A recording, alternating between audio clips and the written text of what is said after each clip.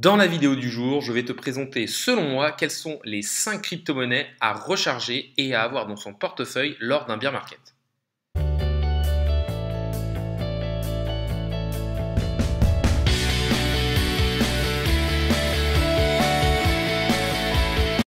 Salut à tous, c'est Inspecteur Crypto, bienvenue dans la vidéo du jour qui va être un top des cryptos à racheter en bear market. Alors, ce qu'il faut savoir, c'est que dans cette vidéo, je vais vous donner plusieurs cryptos. Déjà, je ne suis pas conseiller en investissement financier, donc il faudra faire vos propres recherches de votre côté. Et de l'autre part, c'est des crypto-monnaies qui, pour moi, sont intéressantes à commencer à recharger maintenant en DCA, mais il va falloir attendre d'avoir les signes d'un réel rebond et d'un réel bottom sur le Bitcoin pour réellement rentrer avec des gros sous dessus. C'est-à-dire que mettre actuellement 10-15% de vos stablecoins sur des crypto-monnaies solides, ça peut être intéressant, mais pour moi, il faut quand même garder de la liquidité parce qu'on peut aller beaucoup plus bas. Ce qu'on voit actuellement, c'est que là, le Bitcoin est descendu en dessous des 24 000 $ et qu'on a une réelle attaque baissière.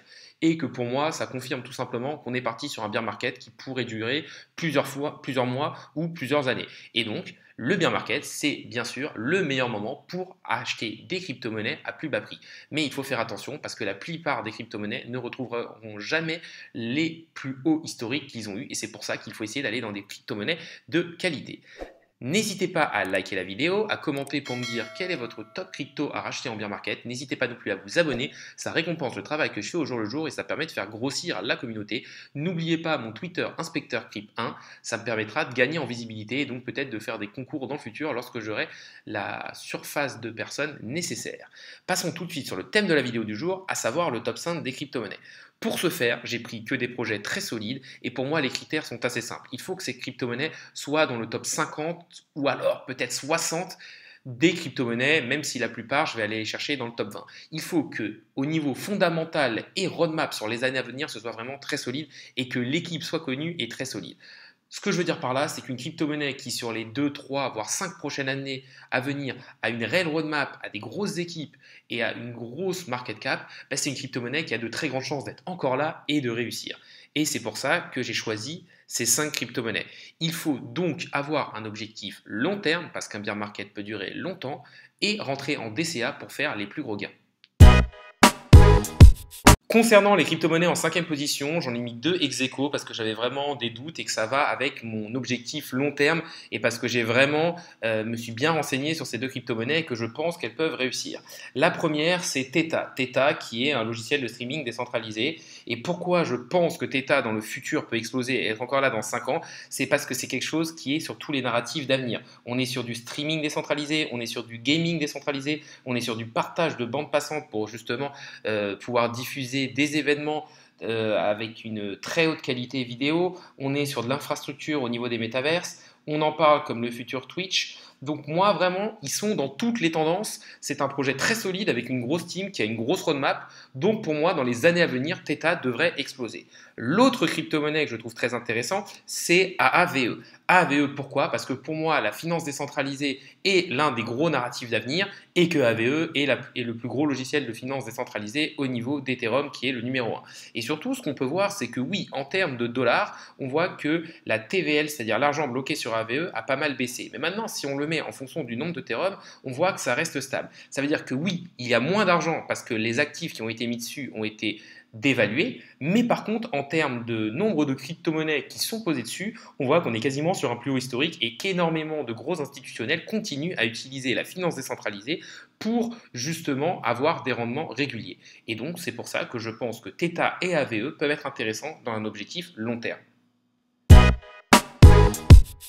En 4e position, je mettrai le Atom Cosmos. Pour moi, il ne faut pas juste regarder le jeton Atom, mais tout l'écosystème dans sa globalité. Il faut savoir que Atom Cosmos a eu son ICO en 2017 et a donc un certain historique et a déjà survécu à des bear markets. Le gros point positif, c'est que la plupart des vesting schedules sont finis et donc on n'a pas de gros risque de pression baissière de la part des gros investisseurs initiaux. Le jeton est inflationniste mais est compensé par le staking et dans le but de punir les personnes qui ne stackent pas pour renforcer la sécurité du réseau. Il faut savoir que le Cosmos Hub va produire des modules, le Cosmos SDK, qui vont être payés par le Cosmos Hub et la fondation et qui va servir à tout le monde sans demande de rétrocession financière. Donc c'est vrai que ce modèle économique ne semble pas très profitable dans une première vision. Il faut savoir que l'écosystème est interopérable avec l'IBC qui relie les blockchains entre elles. L'écosystème va récompenser justement ce travail du Cosmos par des airdrops de jetons avec par exemple Osmosis, Juno, et le retour sur investissement et la valeur n'est donc pas seulement dans le jeton Atom, mais dans l'écosystème global. Du coup, la roadmap pour le hub de Atom va vouloir percevoir plus de valeur et plus de revenus en donnant un rôle central de service au Cosmos Hub. Dans leur roadmap 2.0, ils ont par exemple l'objectif de permettre de réaliser des actions sur une blockchain via une autre blockchain, donc être encore plus dans l'interopérabilité. Ils veulent aussi automatiser certaines actions sur le reste de l'écosystème, comme par exemple rééquilibrer de manière automatique un portefeuille. Et la chose la plus importante à regarder pour moi, ça va être le fait qu'ils veulent devenir un centre de validation. En gros, être la sécurité du réseau et de l'écosystème Atom Cosmos via sa market cap. En fait, les petits projets de l'écosystème vont pouvoir louer la sécurité de Atom Cosmos de manière optionnelle et on voit donc qu'on a un changement de modèle économique. Le modèle économique de base de Atom Cosmos, c'était on produit des choses et tout le monde peut les utiliser sans demander de contrepartie financière. Et là, on voit que maintenant que l'écosystème commence à être solide et qu'il grossit de plus en plus, leur objectif est tout simplement de maintenant devenir le centre de validation et la sécurité globale du réseau. Et donc, en fait, ça devrait faire augmenter la valeur du jeton. Parce que plus la valeur de l'écosystème va augmenter, et plus l'écosystème va augmenter, et donc plus forcément pour sécuriser le réseau, la valeur du jeton Cosmos va augmenter. Pour sécuriser un réseau, le plus important, c'est d'avoir une grosse market cap. Parce qu'en fait, les personnes en proof of stake vont devoir avoir 51% des jetons pour pouvoir faire vraiment une action nocive. Et donc, avoir 51% de jetons d'un écosystème qui, pour l'instant, vaut plus de 2 milliards de dollars, on va dire que l'action à émettre, ça va demander d'utiliser plus d'1 milliard de fonds et ça n'aura peut-être pas de rétribution financière suffisante. Donc, qu'est-ce que j'ai à vous dire? C'est que pour moi, Cosmos a une énorme roadmap, qu'ils ont un changement de modèle économique qui devrait arriver sur les années à venir et que, en fait, c'est en quelque sorte un pari. S'ils arrivent à changer ce modèle économique et à devenir vraiment le centre de validation au niveau de la sécurité de l'écosystème Cosmos, dans ce cas-là, il devrait littéralement exploser et peut-être devenir la 4e plus grosse crypto-monnaie du marché. Donc c'est pour ça que je pense qu'il devrait être encore là après le bear market et que ça peut être intéressant de commencer à rentrer dessus en DCA.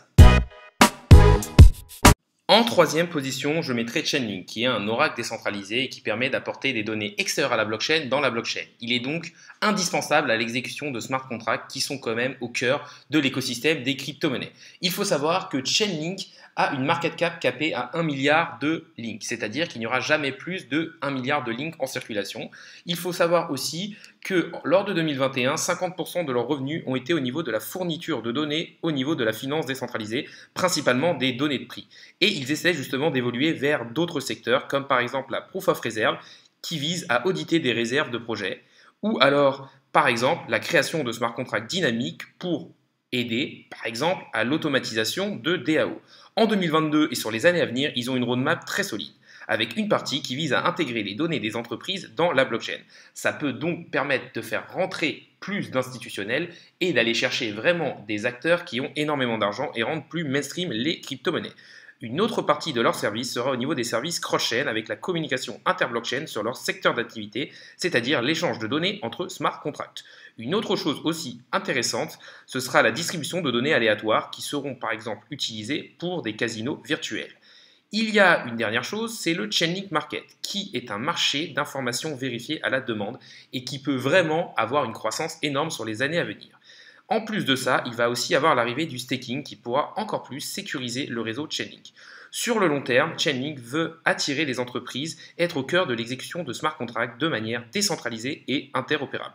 Pour moi, c'est clairement le futur numéro 3 au niveau des crypto-monnaies. Il sera au niveau de tout ce qui est interopérabilité de la donnée, derrière le Bitcoin qui lui sera la réserve de valeur et l'Ethereum qui sera au niveau de l'exécution des smart contracts. Je pense que ce ne sera pas une surprise pour vous de retrouver en 2e position l'Ethereum, qui est la 2e crypto-monnaie du marché. Certains pensent même que l'Ethereum pourra un jour doubler le Bitcoin et qui est aussi le leader au niveau de tout ce qui est altcoin. Pourquoi je pense qu'il faut recharger de l'Ethereum au niveau du bear market? Tout simplement parce que c'est la deuxième plus grosse crypto-monnaie du marché. Et donc, il y a cette solidité au niveau de la market cap et cette confiance au niveau des investisseurs qui devrait faire qu'elle baisse moins que les autres et surtout qu'elle se relève lors du prochain bull market pour aller chercher de nouveaux plus hauts historiques. Pour moi, Ethereum, c'est vraiment très solide. Déjà, vous avez l'une des personnes les plus influentes au niveau des crypto-monnaies, à savoir son fondateur, Vitalik Buterin. Et ça, forcément, avoir une personne qui a une telle vision, ben, ça peut être très intéressant pour mener un projet à bien. L'équipe d'Ethereum est très forte et surtout, il faut savoir que c'est là qu'il y a la plus grosse communauté de développeurs. Et que donc, c'est aussi là qu'on va avoir le plus d'applications décentralisées qui vont être codées et qui vont se faire. Et ça permet d'avoir un énorme écosystème, d'attirer des personnes, d'attirer des fonds et donc forcément donner une grosse solidité à l'écosystème et donc aux jetons Ethereum.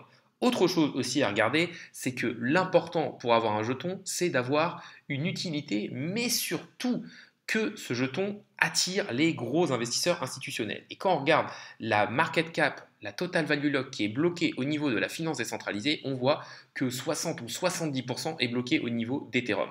Et donc ça veut dire qu'Ethereum est l'application et la blockchain par laquelle passent la plupart des gros investisseurs institutionnels. Et ce, malgré des frais très élevés lorsqu'on doit faire des transactions. En plus de ça, on a une roadmap très intéressante avec le merge qui devrait arriver et qui permettra le passage en proof of stake d'Ethereum. Et ça va amener deux choses très intéressantes. Premièrement, déjà, on devrait avoir peut-être, sur les années à venir, une baisse des frais par rapport à Ethereum, ce qui pourrait attirer plus de personnes. Et la deuxième chose, c'est que le jeton Ethereum va devenir déflationniste. Et ça, c'est très intéressant. Ça veut dire qu'on va avoir une supply de plus en plus basse, donc de moins en moins d'Ethereum disponibles, et donc ça devrait pousser le prix à la hausse sur du long terme. Autre chose à regarder, on a une très forte communauté, c'est une crypto-monnaie qui est suivie par tout le monde, que tout le monde va avoir dans son portefeuille, et donc je pense qu'Ethereum, dans les 5 ou 10 prochaines années, devrait être là et devrait aller bien plus haut en termes de market cap.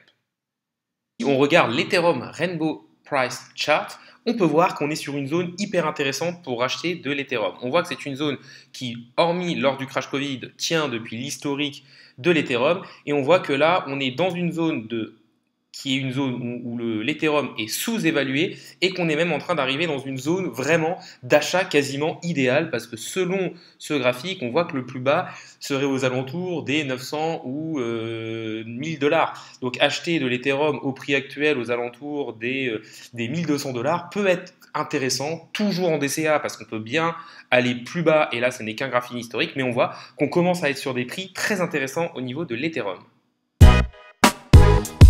Sans trop de surprise, la crypto-monnaie que je classerai en première position à racheter en bear market, c'est bien sûr le Bitcoin. Pourquoi le Bitcoin? Parce que c'est la première crypto-monnaie qui a été créée, mais c'est aussi la première crypto-monnaie en tête de market cap. C'est donc là qu'il y a le plus d'argent investi et donc ça en fait une crypto-monnaie solide et la plus résiliente. Il faut aussi voir que beaucoup d'entreprises ont investi dans les crypto-monnaies et principalement dans le Bitcoin et aussi beaucoup de fonds. Ce qui fait que les institutionnels étant là, on peut se dire que le Bitcoin est là pour durer certaines années.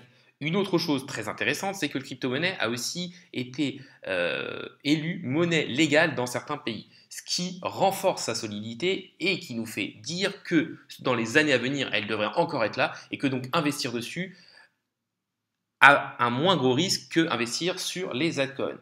En plus de ça, le Bitcoin est quand même le leader du marché. C'est-à-dire que lorsque le Bitcoin baisse, les crypto-monnaies et la plupart des altcoins vont baisser beaucoup plus que le Bitcoin. Et dans un marché baissier où peut-être pendant plusieurs mois ou plusieurs années, on risque justement d'avoir une grosse baisse au niveau des crypto-monnaies, peut-être se dire je mets une partie sur le Bitcoin qui va moins baisser que les autres, ça peut être intéressant parce que lorsqu'on partira en bull market, vous aurez préservé une partie de votre capital qui aura moins baissé que si vous l'avez mis sur des altcoins et par la suite, justement, vous pourrez arbitrer entre le Bitcoin et ces différents altcoins, ce qui veut dire que vous pourrez acheter par exemple des altcoins comme Atom Cosmos, Ethereum ou Link avec du Bitcoin et cela avec plus d'argent en quelque sorte parce que vos fonds auront été plus préservés parce qu'il aura moins baissé. En gros, pour moi, le Bitcoin, c'est le king des cryptos et je pense que du coup, c'est la crypto-monnaie qui baissera le moins en bear market et donc ça peut être intéressant de rentrer dessus en DCA pour se faire un petit pactole de Bitcoin. Une autre chose intéressante à regarder au niveau du Bitcoin, c'est ce Bitcoin Rainbow Chart qui nous montre le graphique du Bitcoin sur du très long terme. Et là, on voit qu'on est actuellement dans une zone aux alentours, là on est actuellement aux alentours des 23 800 dollars, on voit qu'on est dans une zone qui au niveau long terme est une très bonne zone pour acheter et qu'on est même très proche de rentrer dans la zone vraiment où ça devient hyper intéressant d'acheter. On voit que sur l'historique, en plus, cette zone bleue qui est en train de monter, c'est le bottom absolu, donc légèrement en dessous des 20 000 $. Donc il semblerait que pour du DCA, on soit quand même dans une bonne zone pour commencer à recharger au niveau du Bitcoin. On arrive sur la fin de la vidéo, donc déjà n'hésitez pas à liker la vidéo, à commenter ou même à vous abonner, ça récompense le travail que je fais au jour le jour et ça permet de faire grossir la communauté. N'oubliez pas non plus mon Twitter InspecteurCrypt1, ça me permettra de gagner en visibilité. Pour conclure cette vidéo, ça va être assez simple. Pour moi, on est rentré dans un bear market. Je pense que vraiment, on avait ce support aux alentours des 30 000 qui tenait pas mal. On était passé un peu en dessous. Et là, on fait vraiment une vraie attaque à la baisse. Après, maintenant, ce qui est très compliqué, ça va être de timer le bottom et de savoir combien de temps ça va durer. Pour moi, on est en bear market depuis, du coup, le dernier plus haut historique. C'est-à-dire, ça fait peut-être 6 ou 8 mois qu'on est en bear market et on sait qu'un bear market peut durer entre 1 et 2 ans. Donc, on pourrait déjà être à la moitié du bear market avec une grosse chute qui nous emmènerait, on ne sait pas exactement où, peut-être aux alentours des 20 000 $ et derrière une longue période de consolidation où il ne se passe rien et où tout le monde se désintéresse des crypto-monnaies. Donc, ce qu'il faut faire en priorité, et ce n'est pas un conseil en investissement financier, mais pour moi, c'est de rentrer déjà en DCA et de garder des liquidités pour BLUA, c'est-à-dire ne pas se précipiter. Et deuxièmement, commencer à se former au niveau des crypto-monnaies pour être prêt pour le prochain cycle. Et dernier, je peux dire, petite astuce, ça va être de limiter le nombre de crypto-monnaies dans lesquelles on investit. Investir dans des toutes petites market cap, ça vous risquez vraiment de vous faire défoncer en perdant peut-être 90 ou 95% de sa valeur. C'est pour ça que pour moi, il faut rester sur très peu de crypto-monnaies, 5 ou 6, en ayant fait bien ses propres recherches, en voyant que la roadmap est intéressante et en se disant je rentre dessus en DCA. Et bien sûr, en pondérant tout cela, je pense qu'avoir peut-être un peu plus de Bitcoin et Ethereum que les autres, ça peut être intéressant parce qu'il risque de beaucoup moins baisser, même si forcément pour les années à venir, les multiples seront peut-être un peu moins gros que sur un Chainlink ou sur un Atom Cosmos qui a forcément une market cap plus petite. Mais après, Atom Cosmos et Chainlink peuvent être beaucoup plus baissés que le Bitcoin ou Ethereum. La vidéo du jour est maintenant finie. Salut à tous et à la prochaine.